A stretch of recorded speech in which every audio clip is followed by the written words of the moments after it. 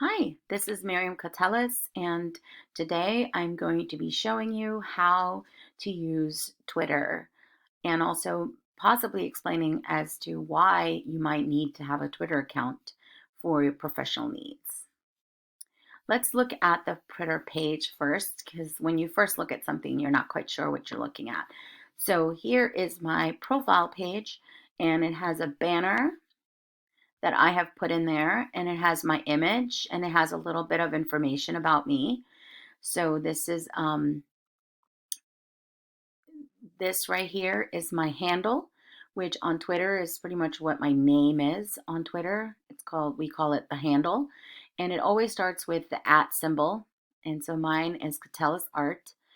Um, Here it shows you how many followers you have and how many people you're following. And all this information can be edited by clicking here under Edit Profile, and you can edit this information. And you can see what the limitations are in terms of characters. Next, we're going to look at home. When you go home, the links that pop up are going to be the posts that come up, or the tweets, I guess that's what they're called. The tweets that come up are all going to be from people that you are following, or they're going to be retweets of people that you're following. And they're in order of the most recent one being on top, and as they get older, they go to the bottom.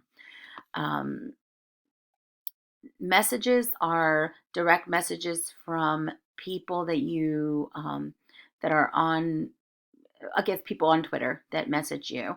And notifications are, um, again, notifications of people that have done an action with one of your tweets, or have interacted, engaged with, commented. All of these things are under notifications. And you know you have one when there's a little number on top. So I know I have one message here. More recently, I've begun using a program that is actually connected to um, Twitter, and the program is called TweetDeck. And TweetDeck is owned by Twitter, and it organizes your information in a different way. It organizes them into columns that are movable columns. Um, and there's different types of columns you can choose from. For example, if you want to add a column, here are the different types of columns that you can choose from. I like to organize my columns by home first, because home is just all the people you're following. Of course, the most recent one being on top, and when new ones come in, it will push this one down and it will take place of that. Um, and I like to put the hashtags I follow in the next column. And hashtags are part of Twitter, and that is pretty much how you search specific topics. And by the way, when you search specific topics, you are not searching within just the people that you follow. You are searching within tweets that have this specific tag, they call it. I'm sorry, hashtag. I'm sorry, hashtag. So, for example, I started, let me see, if I want to follow, let's see, if I want to find articles on education or ed tech. Mm-hmm. You would put that in, and all of the hashtags that have um, edutech attached to them will pop up. Now, how do you find out about these hashtags? Normally, you would Google them. You can find out about different education. Well, if you're in education, but in your own world, you can go and Google. Let's say you're into finance, and you could Google what hashtags are being used under finance. And normally, if you are just starting out, that's the best way to find things that are within your interests. Notifications is sort of my next column. If you message a lot, you might want to put this there too. You can keep adding columns. Um, Again, notifications are any kind of engagements that happen with some of your tweets, or somebody retweeted or liked any one of your tweets. And these are personal messages there. Another one that's really important is trending.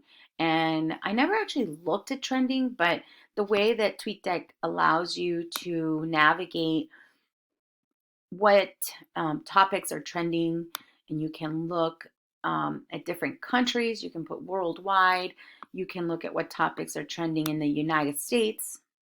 You can look at what topics are trending within specific cities. I'm from New York, so let's look. And then you can also use this settings logo here. Click on that to change the setting, or just shut down that little drawer. So here are some settings. You can click on Monday morning, and what it does is it opens up a new column. Now, as you notice, these tweets are coming in furious, fast and furious. You want to slow that down by going to the settings and clicking on engagement. And what you're telling Twitter to do is basically only show you settings that have, say, 200 likes. And then close that drawer. And here you'll see that it's slowed down quite a bit. Not only that, but it will show you tweets that are probably more popular, and that you will more towards the topic that you're interested in. Okay, now let's look at how to write a tweet. So if you're actually within Twitter, this is TweetDeck. They're both the same. They're just sort of displayed differently. And this is, I think, the columns are more user-friendly, and you're able to see lots more things happening. But if you're in just regular Twitter, go. I'm going to show you how to write a tweet. You would click on tweet. And by the way, if you're on a phone doing this, it looks different than if you're on an iPad. So sometimes there's a little symbol of a feather for tweeting, but this one just has like a blue button. So anyway, so what you do is you're writing your tweet. In here, I'm just pretending to write a tweet. You can add a link. So let's say I went,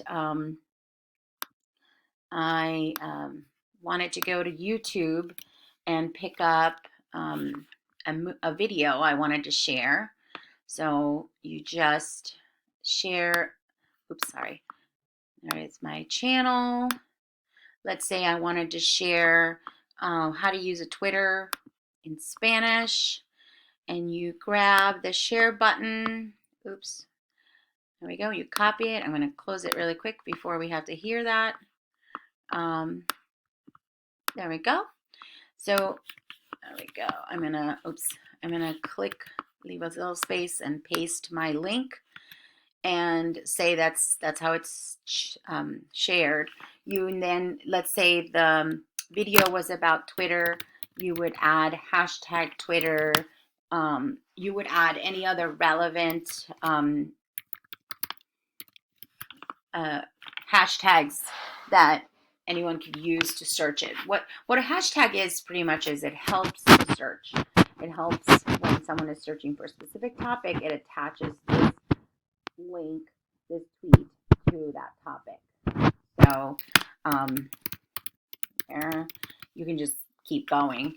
Let's say I want to add an image. Click on this one right here. These are pretty much, let's say I wanted to add an image. Choose, and then it adds that image. And then you would click on tweet. You know what? Let me actually make a real tweet. Cómo usar Twitter en español. Okay, so I'm going to actually tweet that, and that way you can see what it looks like. So tweet was sent and view. and here is my tweet. And the reason it's not here is because this is a pinned tweet. A pinned tweet basically pins a tweet to the top of your profile for as long as you want it, of course. So let's say I want this to be my pinned tweet. I would just go here and press pin to profile. What it does is it gives it more importance because it's the first thing people see when they go to your profile. And in this case, this is my pinned tweet because I have a Twitter chat coming up this Thursday, which I am trying to host. And so I put that on top because it's important to me. And that brings me to Twitter chats. So Twitter chats are just these conversations that are happening on Twitter that are scheduled, and they're usually surrounding a hashtag. So you come up with a hashtag, and when you do come up with a hashtag, please do a search first. So here, what I did to come up with that hashtag, and you're wondering why I spelled teacher wrong on the hashtag, is because when we went on to teacher table, there were already other items that came up, and we don't want to confuse it.